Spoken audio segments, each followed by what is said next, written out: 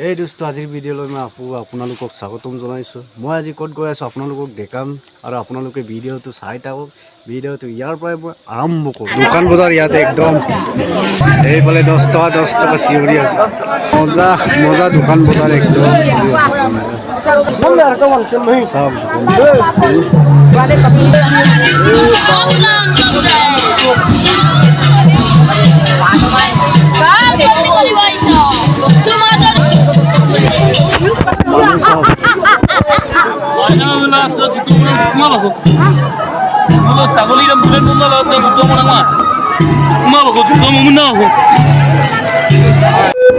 এই দোস্ত চাওক আমাৰ শিৱ মন্দিৰ আজি ভাওনা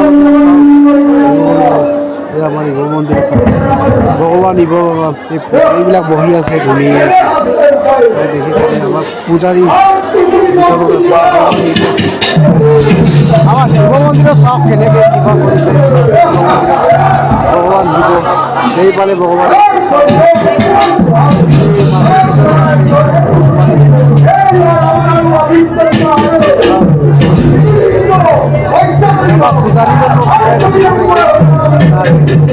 কিবা এটা উলিয়াই আছে আৰু মানুহ কেনেকুৱা মানুহ আছে